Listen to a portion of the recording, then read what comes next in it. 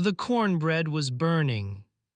Could smell it before she saw the smoke, that sharp, acrid sweetness curling up from the cast-iron skillet like a warning.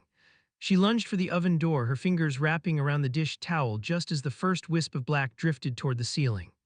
The kitchen was small, barely 10 paces from wall to wall, and in the amber glow of a single overhead bulb the smoke looked almost golden, almost beautiful, but knew better than to find beauty in things that burned. She pulled the skillet out and set it on the counter. The edges of the cornbread were charred, blackened into a brittle crust that crumbled when she touched it. The center was still pale, still raw. She stared at it for a long breath, the way a surgeon might stare at a wound too deep to stitch. Then she heard the boots. Heavy, measured, each step deliberate against the wooden porch like the ticking of a clock that had already run out. Earl did not slam doors, that was the thing people never understood.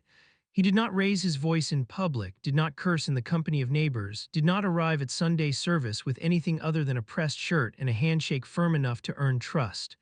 Earl opened doors quietly. He set his hat on the hook with the patience of a man who believed the world owed him its full attention. And when he stepped into the kitchen that evening, October 14th, 1953, a Tuesday would remember for the rest of her life, he did not yell. He simply looked at the skillet, then at the clock, then at her. 6:12, he said. His mouth opened, but the words stalled somewhere between her chest and her throat. She had rehearsed them 100 times, practiced excuses the way other women practiced recipes. The stove took longer today. Lily needed help with her arithmetic. The flour tin was nearly empty and she had to stretch what was left, but Earl did not want reasons. Reasons to him were a form of defiance. I told you 6 o'clock. I know, I'm sorry, the oven wasn't. He moved so fast that the air between them seemed to vanish. His hand caught the edge of the skillet and sent it spinning off the counter. It struck the floor with a sound like a gunshot iron on wood, and the cornbread exploded into a dozen black and yellow pieces that scattered across the floorboards like broken teeth. Flinched, not at the sound. She had long stopped flinching at sounds. She flinched because of the silence that followed. The silence was always worse. Earl stood over the mess, his chest rising and falling with a rhythm that did not match the stillness of his face. His eyes were the color of creek water in November, flat, cold, carrying nothing beneath the surface. He reached for his belt, not quickly, slowly. The way a man reaches for a tool he has used so many times it has become an extension of his hand. Lily's in the hallway, whispered. It was not a plea, it was a fact. A small, desperate fact she placed between them like a shield made of glass. Their daughter, 8 years old with tangled brown hair and her mother's cautious eyes, was standing just beyond the kitchen doorframe. Could feel her there the way you feel weather changing, a pressure, a shift, something too large to name pressing against the walls of the house.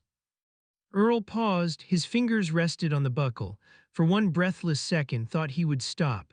She thought the presence of their child, the only truly innocent thing left in this house, might reach whatever Christ-fearing corner of his soul still existed. She thought wrong.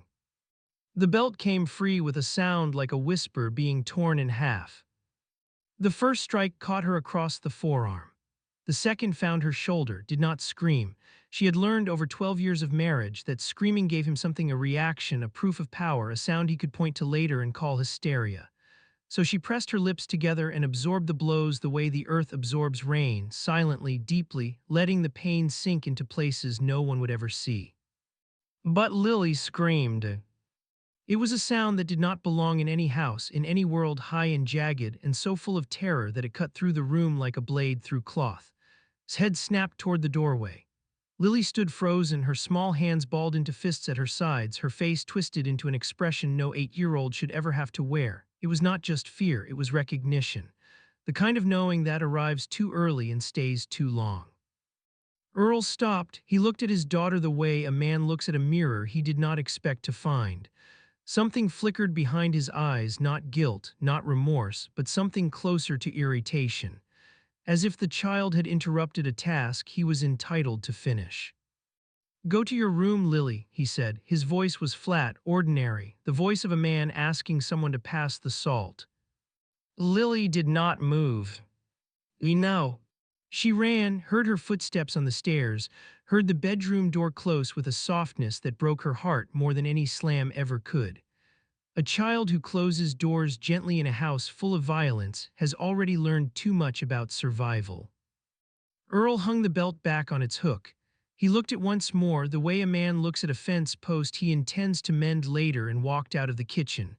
Moments later, the front door closed, then the truck engine, then gravel under tires, then nothing.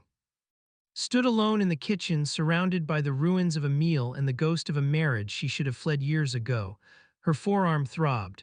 A thin red welt rose across her skin like a sentence written in a language only she could read. She pressed her palm against it and felt the heat not just of the wound, but of every wound before it. Every Tuesday, every late supper, every apology swallowed like a stone. She moved to the sink and ran cold water over her arm. Through the window above the basin, the Montana sky was deepening into purple, the kind of bruised twilight that makes the whole world look like it is holding its breath. The cottonwood trees along the fence line stood motionless. No wind, no sound, just the faucet dripping and the faint smell of charred bread still hanging in the air like a hymn no one wanted to sing. She thought about her mother, dead 4 years now, buried in the cemetery behind the Lutheran church in Billings. Her mother had told her once in a voice as casual as if she were discussing the weather that a woman's job was to keep the house warm and the man calm. That bruises faded but divorce was forever. That God had a plan and sometimes the plan hurt. Had believed her. For 12 years she had believed her. But tonight something was different, not louder, not angrier, quieter. A silence had opened inside's chest, vast and still and terrifyingly clear, and in that silence she heard a truth she had been drowning out for over a decade. This would not stop. Earl would not change. The belt would come out again next Tuesday or Thursday or whenever the cornbread burned or the coffee was too cold or the world failed to arrange itself around his expectations. And one day Lily would stop running to her room. One day Lily would stand there and watch. And one day Lily would marry a man just like him because children do not learn love from what they are told. They learn it from what they survive. Turned off the faucet. She dried her hands on the dish towel. Then she walked upstairs with the steady, unhurried steps of a woman who had just made the most dangerous decision of her life. She found Lily sitting on the edge of her bed, clutching a stuffed rabbit with one ear missing. Knelt in front of her, took her daughter's face in both hands and said nothing. There are moments too sacred for language. This was one of them. She simply looked at her child, memorizing her, promising her, anchoring herself to the one thing in this world worth being brave for. At 11 o'clock that night, Earl's truck was still gone, packed one suitcase. She folded 2 dresses, a change of clothes for Lily, a wool blanket, and the $11 she kept hidden inside a Bible in the hallway closet. She wrapped Lily in a quilt, lifted her off the bed, and carried her down the stairs and out the front door into the October cold. The sky was thick with stars, the road was long and unlit. She did not look back at the house. 3 miles to town, 3 miles in shoes that were already thin at the soles. Lily slept against her chest, her breath warm and even, trusting in a way that made his heart crack and mend at the same time. When she reached the bus depot, a single bench beneath a tin awning, the driver was finishing a cigarette. "Where to, ma'am?" he asked. Looked at the road ahead, then at the road behind. One led somewhere, the other led back. "Anywhere the road goes," she said. She did not know where she was going, she only knew what she was leaving behind. And sometimes, when the house is dark and the belt is on its hook and your daughter's scream is still ringing in your ears, sometimes that is enough to start. The bus groaned to a stop in a town that looked like it had been forgotten mid-sentence. Harlan Creek, Wyoming, a name painted on a water tower so faded the letters seemed embarrassed to still be there. One main street, a feed store, a post office with a cracked front step, a general store whose window display hadn't changed since the war. Stepped off the bus with Lily asleep on her shoulder and the suitcase pulling her arm toward the earth like an anchor made of everything she owned. The air was different here, thinner, colder. It carried the smell of cattle and sage and something else, distance. The kind of distance that could either save you or swallow you whole depending on what you brought with you. Brought $11, a sleeping child, and a bruise on her forearm that was already deepening from red to violet. She sat on the bench outside the bus depot and waited. For what she did not know, direction perhaps, a sign, some indication that the universe acknowledged the enormity of what she had just done. But Harlan Creek offered nothing. The street was empty. The wind moved through it like a bored guest leaving a party early. By morning, the $11 had become 9. A cup of coffee and 2 biscuits at the diner cost more than expected, but Lily was hungry, and a mother's math is different from the world's. She wiped crumbs from her daughter's chin and smiled in a way that used every muscle she had. Lily smiled back. That was enough currency to last the hour. Spent the day looking for work, she walked into the general store and asked the man behind the counter if he needed help.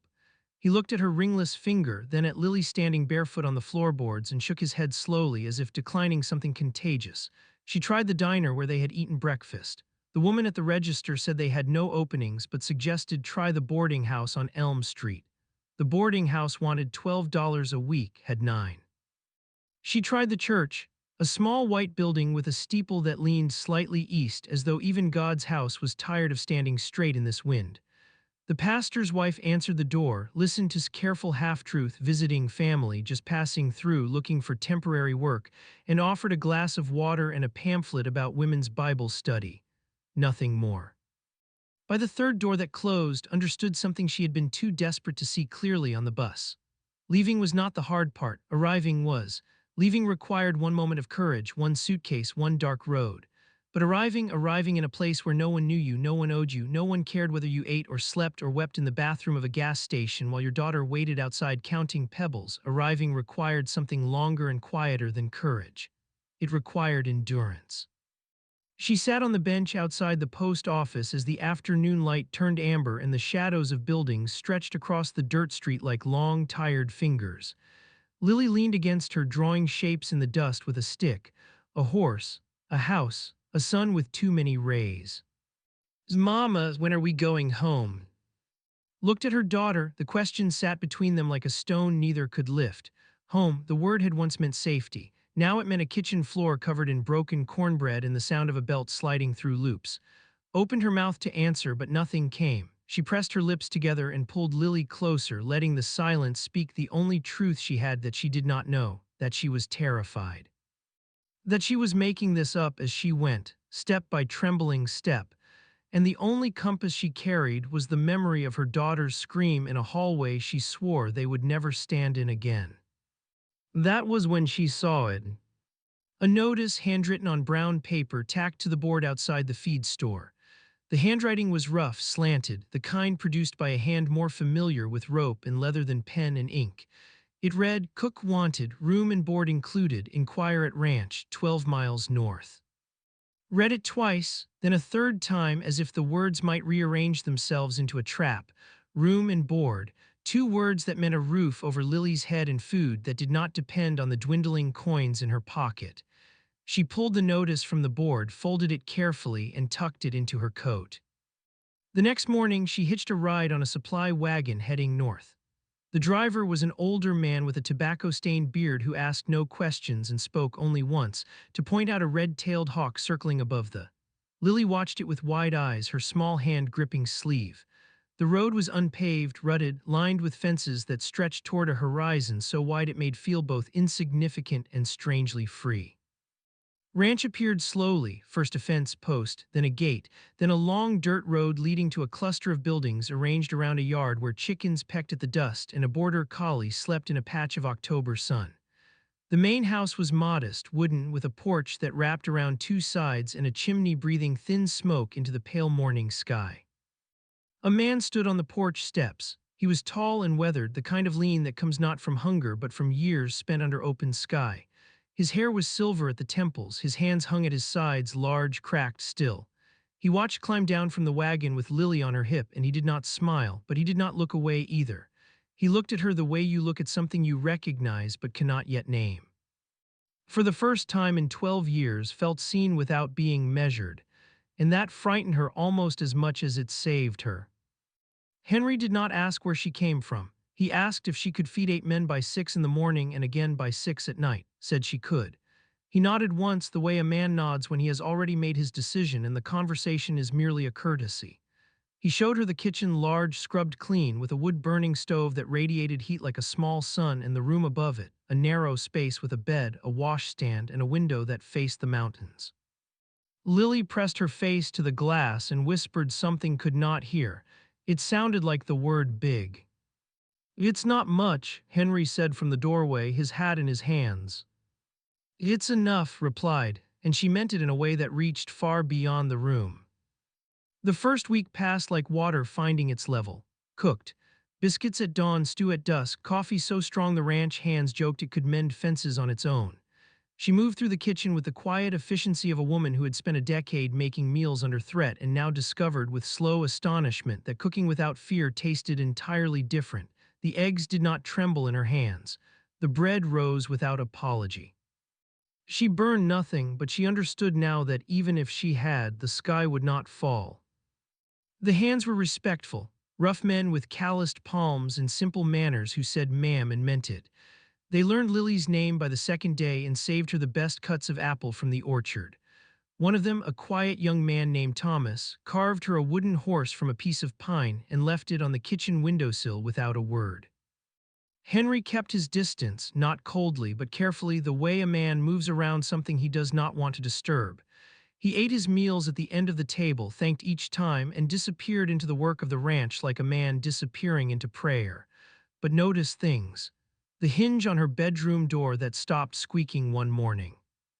The jar of wildflowers that appeared on the kitchen table every few days, purple and yellow, arranged with a roughness that suggested hands unaccustomed to tenderness.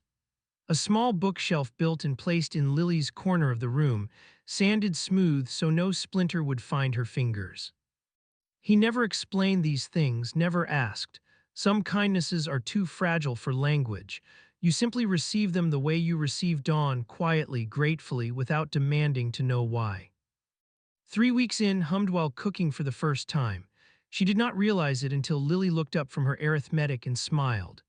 The sound startled not because it was unfamiliar, but because it came from a place inside her she thought Earl had permanently silenced. She kept humming, a hymn her mother used to sing while hanging laundry. The melody filled the kitchen like warm light filling a room after someone finally opens the curtains. Then Earl found her. He arrived in Harlan Creek on a Thursday, driving the same truck whose engine still heard in her nightmares. He wore his church shirt. He shook hands at the general store, bought coffee at the diner, and told anyone who would listen that his wife had suffered a nervous episode and wandered off with their daughter. He was worried. He was heartbroken. He was a good man searching for his family, and could anyone help?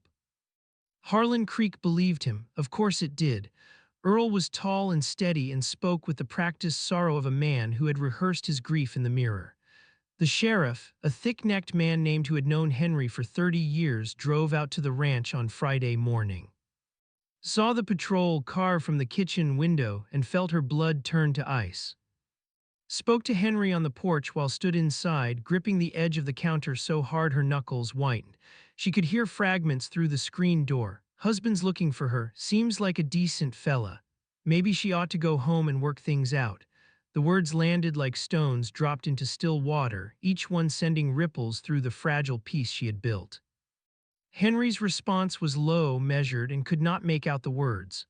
But she heard his tone, steady, unyielding, the voice of a man who had planted fence posts in frozen ground and understood that some things once set should not be moved. That evening, after the hands had eaten and Lily was asleep, Henry sat on the porch steps with a cup of coffee going cold in his hands. Stepped outside. The sky was enormous, salted with stars, and the silence between them felt earned rather than empty. "He'll come here," said. It was not a question. Henry nodded, then he was quiet for a long time, the kind of quiet that carries weight. When he finally spoke, his voice was lower than had ever heard it. "My wife didn't die of pneumonia," he said. "That's what I told the town, that's what I told myself for a while." He paused, his jaw tightened. She walked into the creek behind the north pasture on a January morning. Water was so cold it would stopped her heart before her lungs gave out. I found her at noon. Did not move, the stars above them seemed to hold their breath. "I wasn't cruel to her," Henry continued, his voice cracking along a seam that had never fully healed. "But I wasn't present either. I gave her a roof and a ring and thought that was enough. I worked from dawn until dark and never once asked her if she was lonely." He looked at his hands, those large, capable hands that could mend a fence but had failed to mend what mattered most. She left me a note, one sentence. It said, I just wanted you to hear me. Felt something break open inside her chest, not with pain, but with recognition. Henry was not saving her out of charity. He was saving her because he had failed to save someone else, and the ghost of that failure lived in every wildflower he placed on the kitchen table, every hinge he oiled in the dark. Earl came to claim what he believed was his, but was no longer something to be claimed, and she was done being quiet about it. Earl filed his petition on a Monday. By Wednesday, the whole town knew. By Thursday, the courtroom, a single wood-paneled room above the post office that smelled of dust and old paper, was full. Farmers in clean shirts, women in pressed dresses, sheriff standing by the door with his arms crossed as though guarding the boundary between law and conscience. The judge, a thin man named with spectacles perched on a nose that had seen 60 winters, sat behind a desk that was never meant to hold the weight now placed upon it. Earl sat at the front composed, his hair combed, his hands folded on his lap like a man waiting for communion. He had brought a Bible, noticed it the moment she walked in, black leather, gold-edged pages positioned on the table beside him like a prop in a play he had rehearsed for weeks. He did not look at her. He looked at the judge, then at the crowd, performing the quiet suffering of a husband wronged. Sat on the opposite side with nothing. No lawyer, no Bible, no rehearsed words. Only her hands in her lap and Lily beside her, holding the wooden horse Thomas had carved, turning it over and over in her small fingers like a prayer she did not yet know the words to.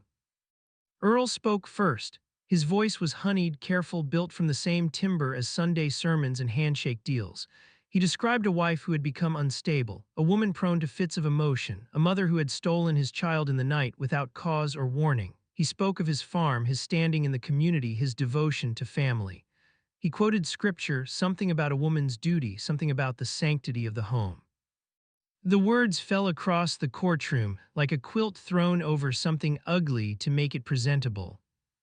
Judge listened, nodded, and turned to, Ma'am, do you wish to respond? Stood, her legs trembled, but her spine did not. She could feel the room watching, not with sympathy, but with the cautious curiosity of people who have already decided what they believe and are simply waiting for confirmation. She understood what she looked like to them, a runaway wife, a woman who had abandoned her home, her vows, her place. In 1953, that was not courage, that was scandal.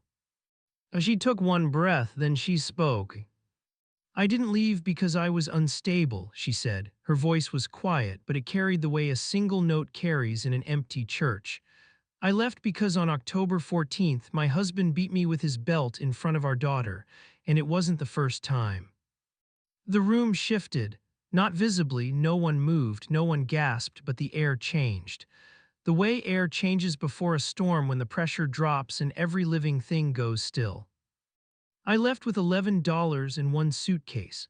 I left without a plan because the only plan I had for 12 years was survival, and survival is not the same as living.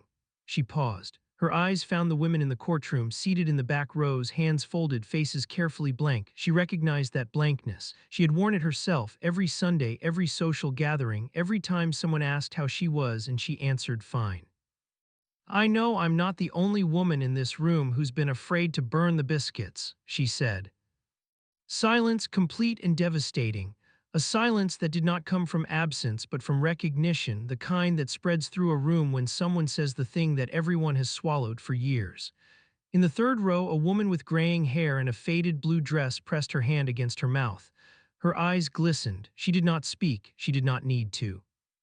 Earl shifted in his seat. For the first time, his composure cracked, a flicker barely visible like a hairline fracture in porcelain. He opened his mouth, but Judge raised a hand. If anyone else wished to speak. Henry stood from the back row. He removed his hat and held it against his chest, and when he spoke, his voice carried the rough gentleness of a man unaccustomed to public words, but unwilling to remain silent when silence meant complicity. My wife died 4 years ago, he said. I told this town it was pneumonia. It wasn't. He paused. The courtroom leaned forward without moving. She took her own life in the creek behind my north pasture because I gave her a house but never gave her my attention, and by the time I understood the difference, she was gone. His voice broke on the last word and he let it break. He did not repair it. He stood in the fracture and let the town see what lived inside. I can't undo what I failed to do for, he continued. But I can tell you that this woman, he looked at, had the courage to leave. And that little girl deserved a mother brave enough to walk 3 miles in the dark rather than stay one more night in a house where love came with conditions. Judge removed his spectacles and cleaned them slowly. The courtroom waited. When he spoke, his voice was careful, weighted with the understanding that the law and justice do not always occupy the same room. He could not grant a divorce that required a separate proceeding, but he issued a protective order. He granted her temporary custody of Lily. He told Earl that if he approached the ranch or contacted without the court's permission, he would find himself in a cell rather than a courtroom. Earl left without speaking. His Bible remained on the table. Months passed, the protective order held, kept cooking. Lily enrolled in the Harlan Creek School and brought home drawings of horses and mountains and a ranch house with smoke curling from its chimney. Henry mended fences, tended cattle, and continued leaving wildflowers on the kitchen table, though now occasionally caught him almost smiling when she found them. Earl never returned, not because the law frightened him, but because his voice in that courtroom had done something no court order could. It had made his cruelty visible. And cruelty, once seen by an entire town, loses the darkness it needs to survive. One evening in early spring, and Lily sat on the porch watching the sun sink behind the mountains in ribbons of copper and rose. The border collie lay at Lily's feet. The air smelled of grass and wood smoke, and the particular sweetness that arrives when the earth finally begins to thaw after a long, merciless winter. "Mama," Lily said, still turning the wooden horse in her hands, "are we staying?" Looked at the yard, the fence line, the kitchen window glowing amber behind them. She looked at Henry crossing the yard with a bucket in each hand, tipping his hat as he passed, a gesture so small and so constant it had become its own language. "Yes, baby," said, "we're staying." Courage is not always a roar. Sometimes it is a woman packing a suitcase at midnight. Sometimes it is a man standing in a courtroom and telling the truth he buried for 4 years. Sometimes it is a town choosing finally to see what it spent a decade pretending was invisible. And sometimes courage is simply the decision to stay somewhere safe and let yourself be loved without flinching. If this story touched your heart, tell me where you are watching from tonight. Because somewhere out there, right now, someone is standing in a kitchen with trembling hands, wondering if they are brave enough to leave. And your kindness, a word, a share, a message, might be the $11 in one suitcase they need to start again. Do not forget to like, share, and subscribe, and I will see you in the next story.